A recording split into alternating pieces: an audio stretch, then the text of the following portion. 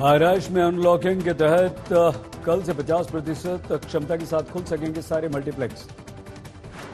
कल से ट्रेनिंग के लिए महाराष्ट्र में स्विमिंग पूल, योग संस्थान, बैडमिंटन कोर्ट भी खुलेंगे। लॉकडाउन के कारण 7 महीनों से बंद पड़ी माथेरान मिनी ट्रेन भी हुई शुरू। एनसीबी ने आज दीपिका की मैनेजर करिश्मा प्रकाश से 6 घंटे तक पूछताछ की। कल भी होगी पूछताछ। मुंबई के सेंट जॉर्ज अस्पताल से डिस्चार्ज हुए देवेंद्र फडणवीस कोरोना का करवा रहे थे इलाज। नासिक में प्याज की कीमतें तेजी से गिरी।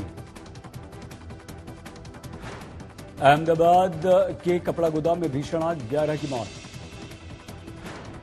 आग से पहले कपड़ा गोदाम में हुआ जोरदार धमाका, सीसीटीवी तस्वीरें सामने आई। पिंपरी चिंचवाड़ पुलिस ने दहशत फैलाने वाले 6 लोगों का सर मुंडवाकर शहर में निकाला जुलूस। कांजूरमार्ग में मेट्रो कार शेड की जमीन को अपना बताने के केंद्र के दावे पर बोले संजय राउत, साजिश। मेट्रो के लिए आरए की जगह कांजूरमार्ग में बना रही है महाराष्ट्र सरकार कार शेड। दक्षिण मुंबई के ग्रांड रोड पर बिल्डिंग का हिस्सा गिरा। महाराष्ट्र के गांव की 62 साल की महिला पारंपरिक महाराष्ट्रियन व्यंजनों की रेसिपी से यूट्यूब पर हुई हिट। पुणे सोलापुर हाईवे पर टायर में आग लगने से धू कर जली स्कूटी। 355 अंकों की बढ़त के साथ 40,616 पर बंद हुआ सेंसेक्स। 95 पॉइंट बढ़कर 11,908 पर निफ्टी बंद। वित्त मंत्री जल्दी एक और प्रोत्साहन पैकेज का करेंगे ऐलान। अक्टूबर में भारत का आयात 11% और निर्यात 5% कम रहा। ई कॉमर्स की फेस्टिव सेल में कपड़ों और स्मार्टफोन्स की सबसे ज्यादा हुई बिक्री। फेस्टिव सीजन में कोटक महिंद्रा बैंक ने होम लोन की ब्याज दर में 15 बेसिस पॉइंट्स की कमी की।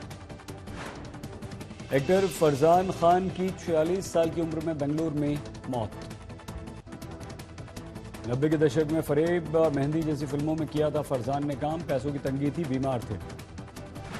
महानगरी से सामने आई करवा चौथ की तस्वीरें। ब्रह्मास्त्र के मुंबई में 10 दिन की शूटिंग शेड्यूल के लिए आए रणवीर, आलिया, मौनी राय। प्रियंका चोपड़ा ने फिल्म इंडस्ट्री में 20 साल किए पूरे। सुपर नेचुरल कॉमेडी फिल्म भूत पुलिस की शूटिंग होगी हिमाचल प्रदेश में।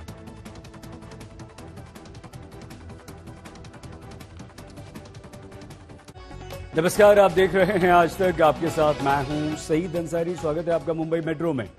ड्रग्स केस में एनसीबी ने आज एक्ट्रेस दीपिका पादुकोण की मैनेजर करिश्मा प्रकाश से पूछताछ की। करिश्मा को कल भी पूछताछ के लिए बुलाया गया है। करिश्मा को गिरफ्तारी से शनिवार तक की राहत मिली है।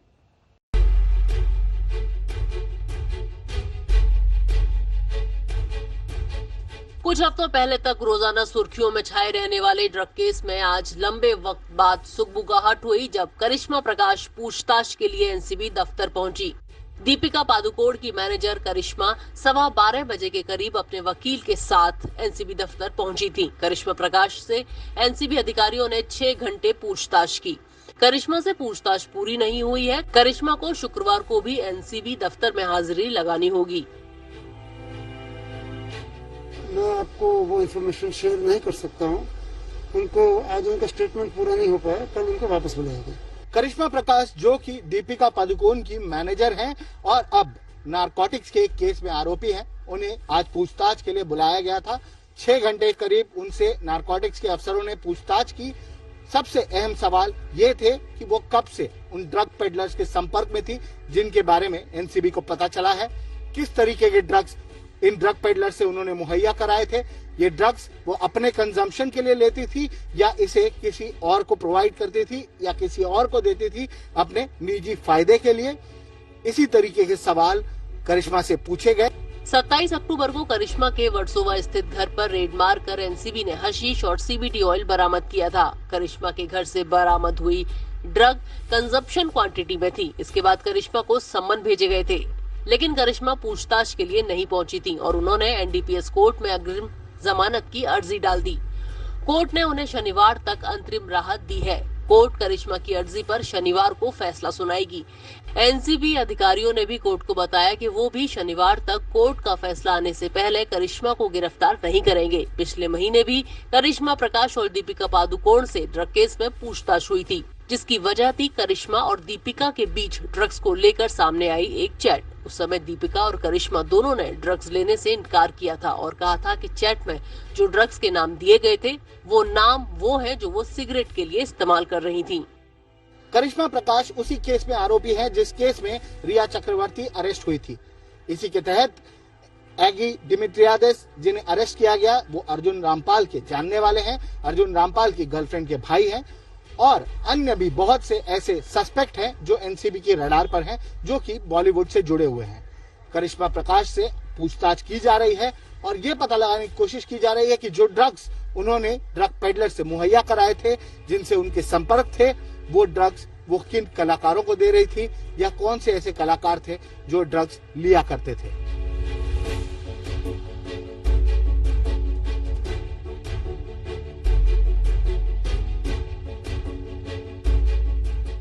मुंबई से दिव्येश सिंह के साथ आज तक ब्यूरो।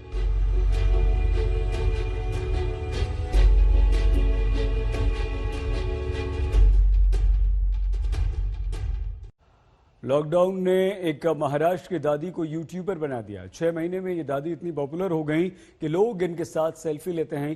दादी यूट्यूब पर पारंपरिक महाराष्ट्रियन खाना बनाने की वीडियोस डालती हैं जिन्हें लाखों लोग देखते हैं।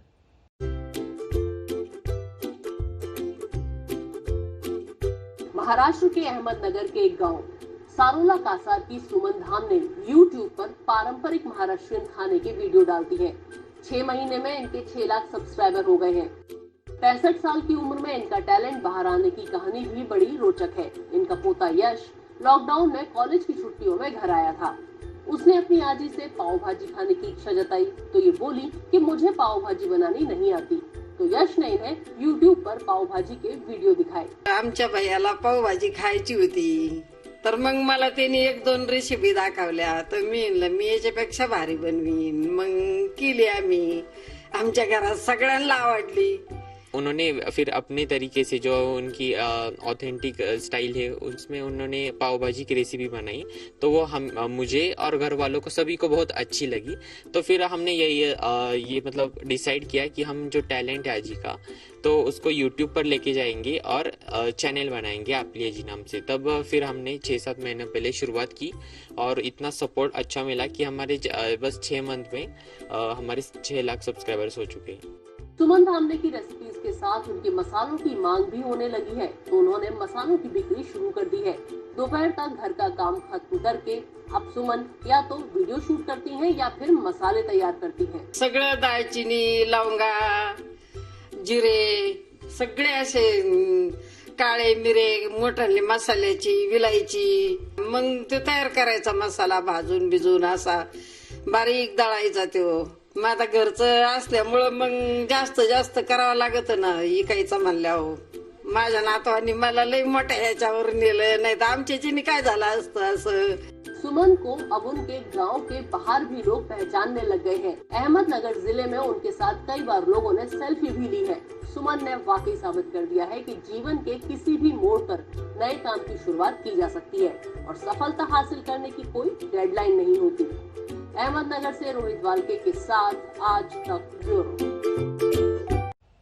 अहमदाबाद में हुए दोहरे हादसे में 9 लोगों की मौत हो गई। बेहद खौफनाक यह हादसा था। पहले केमिकल फैक्ट्री में ब्लास्ट हुआ, उसके असर से पास का गोदाम ढह गया।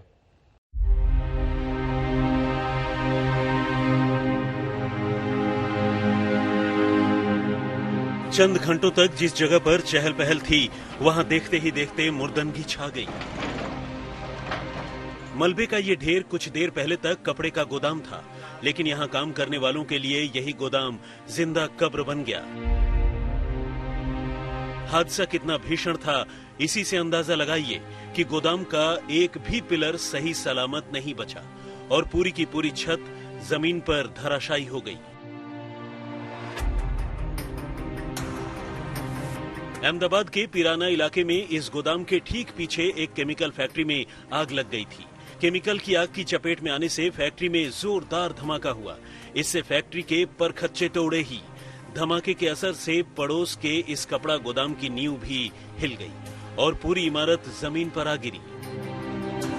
दोनों जगहों से अब तक 9 लाशें निकाली जा चुकी हैं।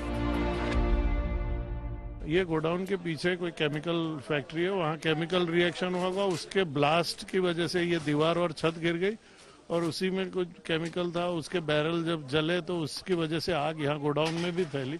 गोडाउन और पीछे की जो गोडाउन है उसमें मिल के टोटल 9 लोगों को जीवित निकाला गया और 9 लोगों की मृत्यु हुई है। टोटल 18 और 2 लोग अभी अंदर होने की आशंका है, उसमें उसकी सर्च चालू है।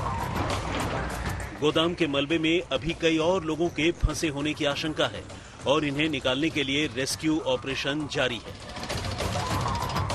अहमदाबाद से गोपी घांघर के साथ आज तक ब्यूरो।